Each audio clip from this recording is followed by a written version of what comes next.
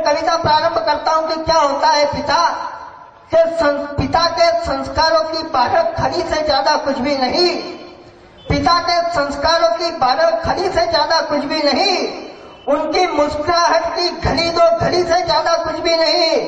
मैं कितना भी कमा लूं, कुछ भी बन जाऊं दुनिया में, मेरी कीमत आज भी उनकी पगड़ी से ज्यादा कुछ भी नहीं। मेरी कीमत, आपकी तालियां मुझ तक पहुंची, इसी हौसले पर कविता पढ़ता हूं कि मेरी कीमत आज भी उनकी पगड़ी से ज्यादा कुछ भी नहीं। वो फटी किताबें, टूटी कलम, स्लेट, पट्टियां याद आती है। वो फटी किताबें, टूटी कलम, स्लेट, पट्टियां याद आती है। साल भर रहता था जिनका इंतजार, वो छुट्टियां याद आती है। अब भी लड़खड़ा जाता हूँ चलते चलते कहीं किसी राह में, मुझे भगवान से पहले बस पिता की उंगलियां याद आती है। मुझे भगवान से पहले, और विधायक जी बैठे हैं, मैं 4 पंक्तियां वो पढ़ता हूं जो आम आदमी का दर्द है। जिन पंक्तियों को लिखते वक्त मेरी आंखें गिली हो गई। मैं आम आदमी 80% लोगों का एक दर्द पढ़ता हूं। अगर आपने बचपन में वो दृश्य देखा होगा तो मेरा दावा है कि आपके भी पलकें गिली होगी कि मुझे भगवान से पहले बस पिता की उंगलियां याद आती है।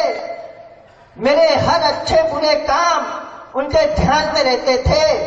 मेरे हर अच्छे बुरे काम उनके ध्यान में रहते थे। हम घर में नहीं, उनके दिलो जान में रहते थे। और मैं नई जींस टी शर्ट पहन सकूं दिवाली पर, इसीलिए पिता मेरे फटी बनियान में रहते थे। इसीलिए पिता मेरे फटी बनियान में रहते थे। और अरमानों से लाई गुल्लक नहीं फोड़ देता था। खाते खाते थाली में कलेवा छोड़ देता था। फिर भी पिता थे जो खुशी से मुस्कुराते थे। जब मैं घर लाते ही पल में खिलौना तोड़ देता था। और जितने लोग यहाँ बैठे हैं उसमें से अधिकतर लोग खुद पिता बन गए। आप अपने बचपन को याद कीजिएगा, अपने पिता को याद कीजिएगा और अपने बच्चे को याद कीजिएगा।